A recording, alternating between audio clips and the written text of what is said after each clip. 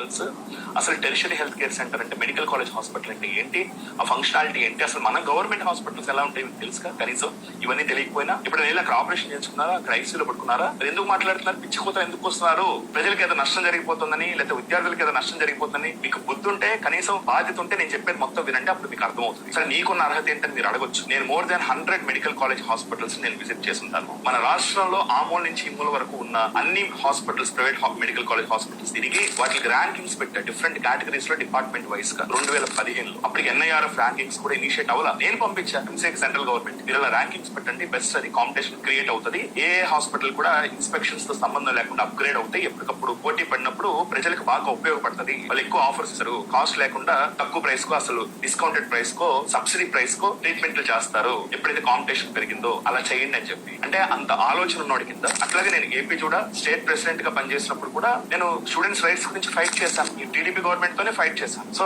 ఈ రోజు నేను వీళ్ళకేమి లైట్ గా సపోర్ట్ చేయట్లేదు, కానీ public health is public health. So ప్రజారోగ్య వ్యవస్థ గురించి మాట్లాడేటప్పుడు మనం నిజం మాట్లాడాలి, ఎందుకంటే it matters lives of hundreds of people. ఈ పొలిటికల్ ఎఫిలియేషన్స్ పక్కన పడేసేయండి, బేసిక్ బుర్ర పెట్టి ఆలోచించండి. ఒక గవర్నమెంట్ హాస్పిటల్లో ఒక సీనియర్ నర్స్ చేత ఒక నిజాయితీ పరుడైన డాక్టర్ పనిచేయించగలరని మీరు అనుకుంటున్నారా? కనీసం ఒక జూనియర్ అటెండర్ ఒక నిజాయితీ పరుడైన డాక్టర్ చెప్పి తింటాడని మీరు అనుకుంటున్నారా? ట్రాన్స్ఫర్ వచ్చి నెల రోజులు తిరగకుండానే నన్ను విశాఖపట్నం నుంచి అనంతపురం ట్రాన్స్ఫర్ చేస్తాను. నెల రోజులు తిరగకుండా. ఎందుకు? మా డిపార్ట్మెంట్ లో ఉన్న ఇష్యూస్ అన్నింటినీ మొత్తం లిస్ట్ అవుట్ చేసుకుంటా లెటర్లు, అలా 2 డిఫరెంట్ ఆస్పెక్ట్స్ మీద లెటర్లు తయారు చేస్తాయి. అలా ఇవ్వగానే ట్రాన్స్ఫర్ మానేశారు. సో గవర్నమెంట్ హాస్పిటల్స్ ని ఇప్పుడున్న సిస్టమ్ లోనే ఉంచి బాగు చేయడం చాలా కష్టం. ఒక డిస్ట్రిక్ట్ హాస్పిటల్ ని ఒక మెడికల్ కాలేజ్ హాస్పిటల్ గా మార్చినంత మాత్రాన అక్కడ ఖర్చు పెరుగుతాయి, బిల్డింగ్లు పెరుగుతాయి, కొంతమంది డాక్టర్లు పెరుగుతారు, కానీ క్వాలిటీ పెరుగుతుంది దాంట్లో అసలు గ్యారంటీ లేదు.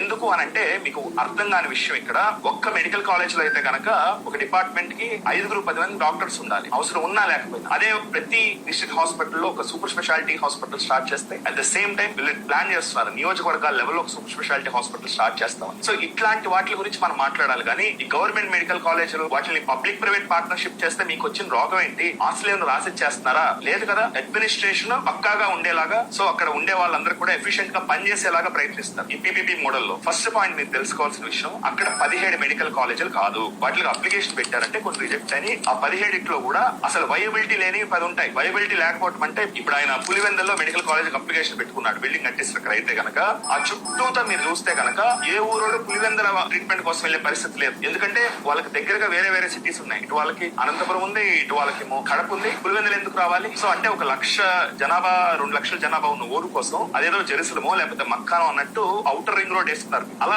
మెడికల్ కాలేజ్ పెట్టేస్తే అన్ని రకాల జబ్బులు, సివియర్ కేసులు, ఒక టెరిషరీ కేర్ సెంటర్ అంటే ఏంటంటే ఎక్కడ తగ్గలేని జబ్బులు అలాంటివి చూడకపోతే ఒక సరైన మెడికల్ ఎడ్యుకేషన్ అందనట్టే. ఆ స్టూడెంట్స్ కి సరిగ్గా ఎక్స్పోజర్ రాదు. సో జస్ట్ మనం మెడికల్ కాలేజ్ కట్టేసామంటే కాదు, అక్కడ స్టూడెంట్స్ ని పెట్టేసామంటే కాదు, వాళ్ళకి సరైన క్వాలిటీ కేసెస్ రావటం కూడా ఇంపార్టెంట్. సో అలా పెట్టుకుపోవడానికి ఈ హాస్పిటల్స్ కాదు, మెడికల్ కాలేజ్ అంటే ఒక సర్టెన్ స్టాండర్డ్స్ మీట్ అవ్వాలి, ఒక క్యాచ్మెంట్ ఏరియా ఉండాలి. సో ఇన్ని లక్షల జనం అక్కడికి వచ్చే పరిస్థితి, అలాంటి అన్ని నెట్వర్క్ ఉన్న ప్లేసెస్ ని ఎంచుకోవాలి. ఇందులో పెద్ద స్కామ్ కూడా ఉంది. 17 కొత్త మెడికల్ కాలేజ్ అప్లికేషన్ పెట్టారు. సో వీళ్ళ ప్లాన్ ఏంటంటే ప్రతి జిల్లాకి ఒక మెడికల్ కాలేజ్ కి 150 కోట్లు సెంట్రల్ గవర్నమెంట్ ఇస్తుంది కాబట్టి, సో 13 అలా శాంక్షన్ చేసుకున్నాం. సో ఆ 150 కోట్లు తీసుకుందాం, దానికి ఇంకొక 50-100 కోట్లు అంటే లెస్ దాన్ ఒక 250 crores లో మంచి మెడికల్ కాలేజ్ కట్టేసేయచ్చు, చాలా అద్భుతంగా కట్టొచ్చు. సో కానీ వీళ్ళు సెంట్రల్ గవర్నమెంట్ ఫండ్ కాకుండా ఒక్కొక్క కాలేజ్ కి 450-550 మొత్తం 8,000 కోట్లు కేటాయించుకున్నారు. సో అందులో ఖర్చు చేయలేదు, మళ్ళీ ఖర్చు పెట్టింది 4-5 కాలేజీల మీద. వాళ్ళ ప్లాన్ ఏంటంటే over a period of 10 years 8,000 కోట్లలో 5-6 కోట్ల రూపాయల స్కామ్ ఉంటుంది. మళ్ళా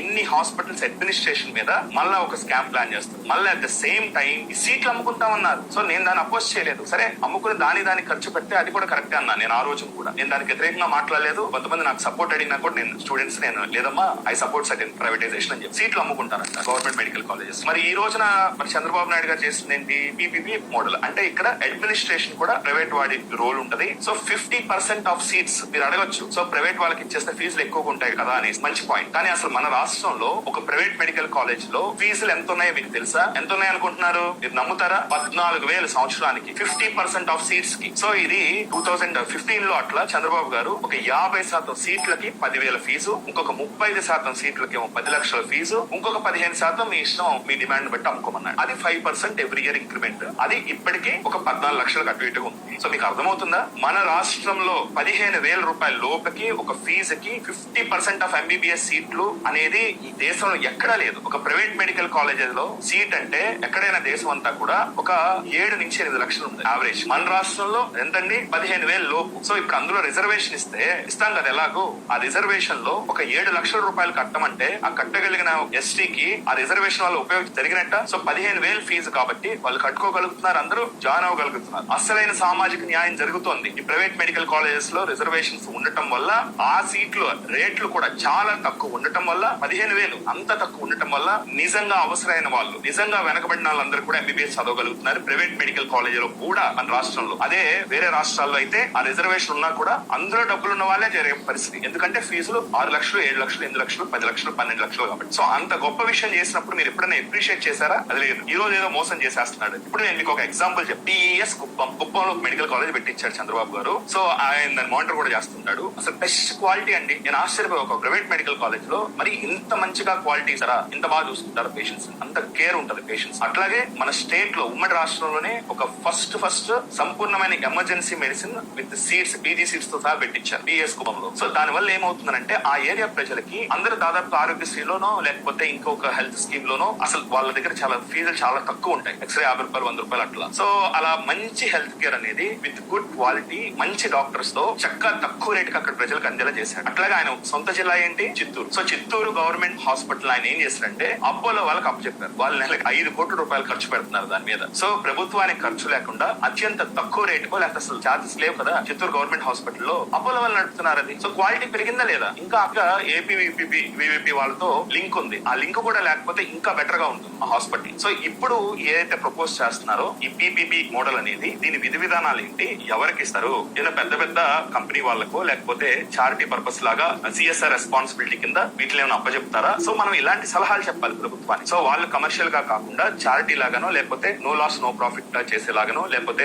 ఆ హాస్పిటల్స్ లో వాళ్ళు ఎవరైతే అలుమ్ని స్టూడెంట్స్ ఉంటారో, గుంటూరు మెడికల్ కాలేజ్ అలుమ్ని వాళ్ళకి కనుక ఒక పీపీపీ మోడల్ గా మార్చేసి హాస్పిటల్ అప్పచెప్పారనుకోండి, ఎంత అద్భుతంగా మారుస్తారు తెలుసా? సో మీకు అర్థం చేసుకోవాలి ప్రజలు, ఈ గవర్నమెంట్ హాస్పిటల్లో ఇట్లాంటి వాళ్ళు ఉంటారంటే, మొన్న గుంటూరులో ఎంపీ కాళ్ళు ఎరగొట్టేసే రఘురామ కృష్ణరాజు గారివి క్లియర్ కట్ గా ఫ్రాక్చర్ ఉంటే ఏమి లేదు, ఏమి దెబ్బలే లేవని చెప్పేసి రిపోర్ట్ ఇచ్చింది కదా ఒక ఆవిడ. అడ్మినిస్ట్రేటర్ అట్లాంటి చింతామణులు చాలా మంది ఉంటారు. సర్వనాశనం చేసేస్తారు. బాగుపడిన ఎవరైనా మంచోడు ఉన్నా వాళ్ళ ముందు తరివేస్తారు, ఎలిగేషన్ సృష్టిస్తారు, అటు పారిపోతారు లేదా సైలెంట్ గా డమ్మీ అయిపోతారు. సో ఈ సిస్టమ్ ఇట్లాగే ఉంటది గవర్నమెంట్ లో ఉన్నంత వరకు. నిమ్స్ లాంటి ఇన్స్టిట్యూట్స్ తీసుకొచ్చుకోవచ్చు, వాటిని కూడా పకడ్బందీగా ఒక సిస్టమ్స్ మనం అడాప్ట్ చేసుకోవచ్చు, లేదా పీపీపీ మోడల్ లో వెళ్ళిపోవచ్చు. సో ఇప్పుడు నిమ్స్ లో మినిమల్ ఛార్జెస్ ఉంటాయి, ఎంత మంచి క్వాలిటీ వస్తుంది. సో అట్లా మనము మెరుగ్గా ఏం చేసుకోవాలో ఆలోచించాలి. కానీ ఎంతసేపటికి ఏంటంటే ఏదో బురద జల్లేద్దాం అని చెప్పి కరెక్ట్ కాదు. అందరూ మర్చిపోయారు, మీరందరూ కూడా జగన్మోహన్ రెడ్డి గారు చేసిన ఇవన్నీ కట్టేసాడు అనుకుంటారు. ఏం కట్టలేదండి.